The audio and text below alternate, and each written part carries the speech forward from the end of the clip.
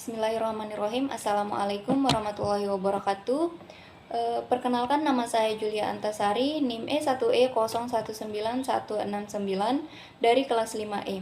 Di sini saya akan menjawab 4 soal dari UTS Pembelajaran Bahasa Indonesia.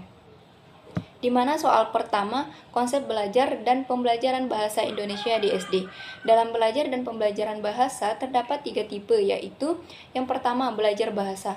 Seseorang mempelajari suatu bahasa dengan fokus pada penguasaan kemampuan berbahasa dan berkomunikasi melalui bahasa yang digunakan.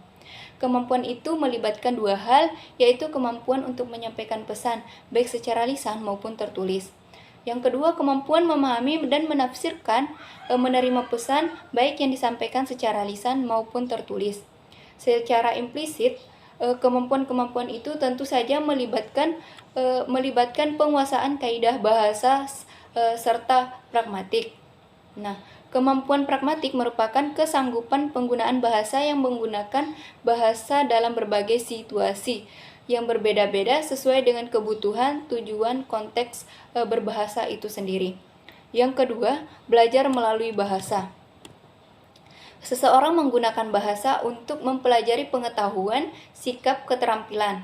Nah, dalam konteks ini, berbahasa berfungsi sebagai alat untuk mempelajari sesuatu seperti matematika, IPA, sejarah, dan lain-lain.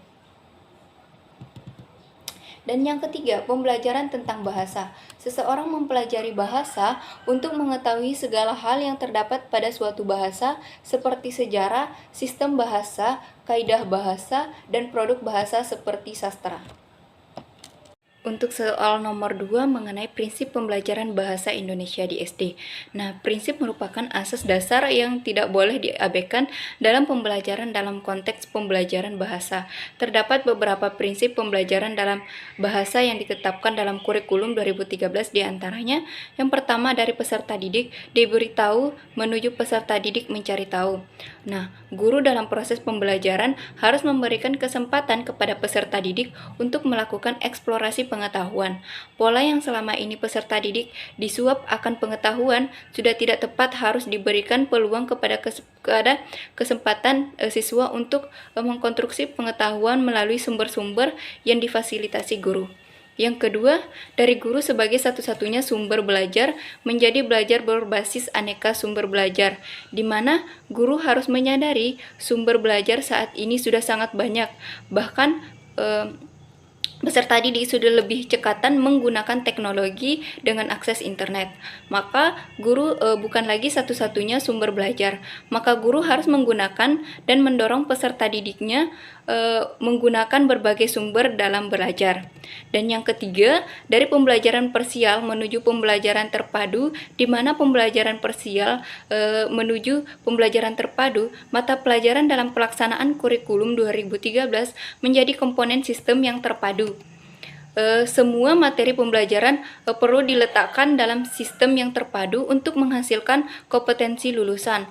Oleh karena itu, guru perlu merancang pembelajaran bersama-sama, menentukan karya siswa bersama-sama, serta menentukan karya utama pada setiap mata pelajaran bersama-sama, agar beban belajar siswa dapat diatur sehingga tugas yang banyak, aktivitas yang banyak, serta penggunaan waktu yang banyak tidak menjadi beban belajar berlebihan yang konstruktif terhadap perkembangan siswa. Dan yang terakhir, dari pembelajaran yang menekankan jawaban tunggal menuju pembelajaran dengan jawaban yang kebenaran multidimensi. Di sini siswa belajar menerima kebenaran tidak tunggal. Siswa melihat awan yang sama di sebuah kabupaten, mereka akan melihatnya dari tempat berpijak. Jika ada sejumlah siswa yang melukiskan awan pada jam yang sama dari tempat yang berjauhan, mereka akan melukiskan berbeda-beda. Semua benar tentang awan itu benar menjadi beragam. Untuk soal nomor 3, di mana pendekatan metode dan strategi pembelajaran bahasa Indonesia di SD. Nah, dengan soal, jelaskan beberapa komponen pendekatan kontekstual dalam pembelajaran bahasa Indonesia. Nah, di mana salah satu pendekatan pembelajaran bahasa yaitu pendekatan kontekstual, di mana guru diharapkan dapat mengajak siswa belajar sesuai konteks. Pembelajaran diarahkan untuk mengkaitkan materi pembelajaran guna memecahkan masalah dalam kehidupan sehari-hari. Dalam pendekatan kontekstual terdapat beberapa komponen. Yang pertama, bertanya. Apa makna komponen itu, bagaimana bentuk pelaksanaannya, apa urgensi komponen bertanya sehingga perlu dibiasakan dalam pembelajaran bahasa Indonesia di SD. Nah, bertanya merupakan strategi utama pembelajaran berbasis CTL.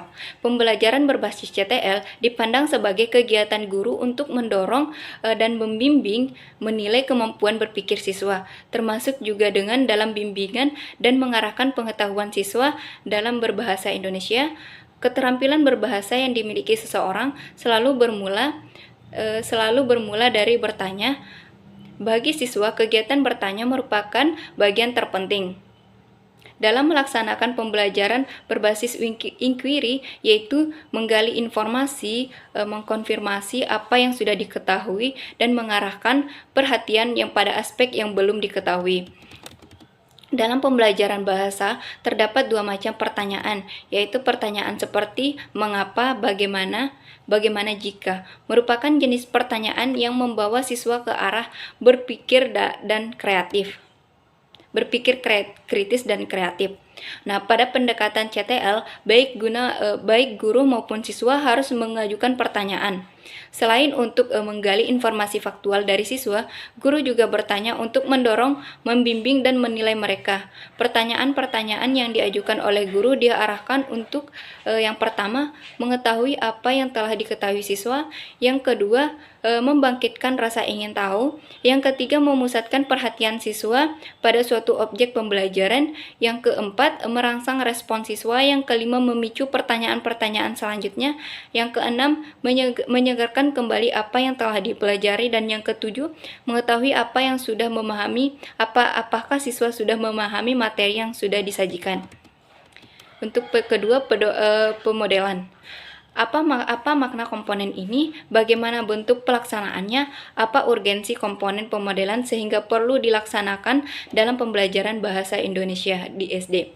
Nah, komponen selanjutnya adalah modeling. Maksudnya dalam sebuah pembelajaran keterampilan atau pengetahuan tertentu, ada model yang dapat ditiru.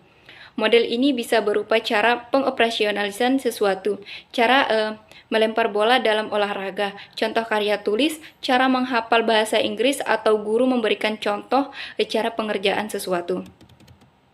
Guru memberi model tentang bagaimana cara belajar, sebagian guru memberikan contoh tentang cara bekerja sesuatu. Sebelum siswa melakukan tugas, misalnya, menemukan kata kunci dalam bacaan. Dalam pembelajaran tertentu, guru mendemonstrasikan cara menemukan kata kunci dalam bacaan dengan memanfaatkan gerak mata. Nah, ketika guru mendemonstrasikan cara membaca cepat tersebut, siswa mengetahui guru membaca dan membolak-balikan tes. Gerak mata guru menelusuri bacaan menjadi perhatian utama siswa. Dengan demikian, siswa tahu bagaimana gerak mata yang efektif dalam melakukan scanning. Kata kunci yang ditentukan guru disampaikan kepada siswa sebagai hasil kegiatan pembelajaran, menekankan kata kunci kepada siswa sebagai hasil kegiatan pembelajaran yang menekankan kata kunci secara cepat. Kegiatan ini dinamakan pemodelan, artinya ada model yang bisa ditiru dan diamati siswa.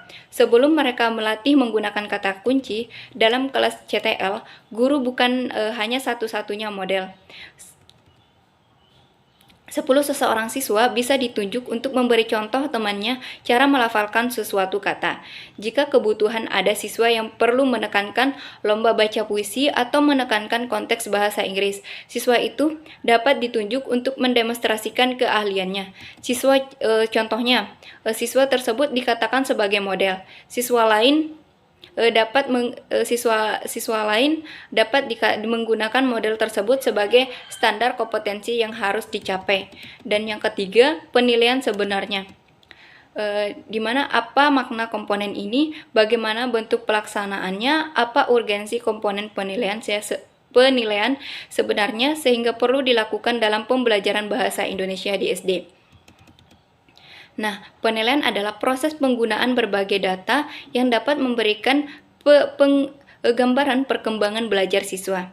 Gambaran perkembangan belajar siswa perlu diketahui oleh guru agar dapat memastikan bahwa siswa mengalami proses pembelajaran yang benar. Apabila data yang dikumpulkan guru mengidentifikasi bahwa siswa mengalami kecacatan dalam belajar, guru segera mengambil tindakan yang tepat agar mereka terbebas dari kemacetan belajar. Karena gambaran tentang kemajuan diperlukan di sepanjang proses pembelajaran. Asesmen tidak dilakukan pada akhir periode seperti akhir semester, tetapi hal itu dilakukan bersama secara terintegrasi dengan kegiatan pembelajaran. Data yang dikumpulkan dalam kegiatan penilaian asesmen tidak untuk mencari informasi tentang belajar siswa. Pembelajaran yang benar memang seharusnya tekunkan pada upaya membantu siswa agar mampu mempelajari learning how to learn. Tidak ditekankan pada diperoleh sebanyak mungkin informasi pada akhir periode pembelajaran. Pendekatan kontekstual menuntut guru melakukan penilaian secara seimbang antara proses dan produk, antara bahasa lisan dan tulis untuk semua keterampilan bahasa secara terintegrasi. Karena asesmen menekankan proses pembelajaran, data yang dikumpulkan harus diperoleh dari kegiatan yang dikerjakan siswa pada saat melakukan proses pembelajaran. Untuk soal nomor terakhir atau soal nomor 4, mengenai IPK dan tujuan pembelajaran, di mana jawablah pertanyaan berikut guna untuk memetakan pemahaman Anda terkait IPK dan tujuan pembelajaran, di mana dalam pemecahan pembelajaran, indikator pencapaian kompetensi dan tujuan pembelajaran merupakan komponen penting. Keduanya merupakan bentuk perincian dari kompetensi dasar sebagai tujuan utama pembelajaran setiap jenjang kelas di SD. Nah, untuk yang pertama, dalam tabel kata kerja operasional, kelompok mana yang termasuk low order thinking skill dan high order thinking skill? Nah, jawabannya dalam kata kerja operasional atau disingkat dengan KKO, termasuk dalam think low order thinking skill, yaitu yang mulai dari kata kerja operasional dari C1 sampai dengan C2. Mengapa mulai dari C1 dan C2? Mengapa demikian? Karena kata kerja yang ada pada kedua C tersebut masih dalam kata kerja tingkat rendah. Sedangkan dalam kata kerja operasional KKO yang termasuk ke dalam high order thinking skill itu mulai dari C3 sampai C4. Mengapa? Karena kata kerja pada ketiga C tersebut sudah termasuk dalam kata kerja tingkat tinggi ataupun kata kerja sudah termasuk ke dalam level yang tinggi. Yang kedua, dalam penulisan tujuan pembelajaran yang baik terdapat komponen A, B, C, dan D. Jelaskan setiap komponen tersebut sesuai dengan pemahaman Anda beserta contohnya. Nah, yang dimana komponen A bermaksud dari komponen A pada penulisan tujuan pembelajaran yaitu audiens, yang dimana contoh dari audiens tersebut yaitu siswa atau orang lain. Komponen kedua, maksud dari komponen kedua B, yang B pada penulisan tujuan pembelajaran yaitu behavior, yang dimana contoh dari behavior tersebut pada penulisan tujuan pembelajaran yang misalnya mampu membaca puisi karya pribadi. Yang ketiga, komponen C, maksud dari komponen C pada penulisan tujuan pembelajaran yaitu condition, yang dimana contoh dari condition tersebut yaitu contohnya dengan membaca buku. Dan komponen D, maksud dan komponen D pada penulisan tujuan pembelajaran yaitu degree. Adapun contoh dari degree tersebut yaitu dengan baik dan benar. Contohnya tujuan pembelajaran dari dari keempat komponen tersebut yaitu dengan membaca, siswa mampu membaca puisi karya pribadi dengan baik dan benar. Dan yang ketiga, perhatian beberapa tujuan pembelajaran berikut. Yang pertama, melalui pemuatan video, pembelajaran siswa dapat membacakan puisi karya pribadi. Yang kedua, siswa dapat membuat puisi karya pribadi. Nah, analisis kedua contoh tujuan pembelajaran di atas, apakah sudah tepat sesuai dengan kaidah penulisan tujuan pembelajarannya? Jika belum, komponen apa saja yang kurang Yang kurang, bagaimana rumusan yang tepat agar menjadi tujuan pembelajaran yang efektif? Jawabannya, jadi menurut saya dari kedua tujuan pembelajaran tersebut belum tentu sesuai dengan kaidah menulis dalam tujuan pembelajaran yang lengkap. Di tujuan pembelajaran yang pertama, melalui pemuatan video, pembelajaran siswa dapat membacakan puisi karya pribadi dari tujuan pembelajaran yang pertama. Komponen yang kurang yang tidak ada di diagram komponen D. Jadi tujuan pembelajaran yang pertama yang sesuai dengan kaidah penulisan tujuan pembelajaran yang tepat, yaitu melalui pemuatan video pembelajaran, siswa dapat membacakan puisi karya pribadi dengan baik dan benar. Sedangkan untuk tujuan pembelajaran kedua, komponen yang masih kurang yaitu komponen C, condition, dan komponen A, audience, dan komponen degree. Jadi tujuan pembelajaran yang tepat yaitu dengan membaca buku. Siswa dapat membuat puisi karya pribadi dengan baik dan benar. Sekian dari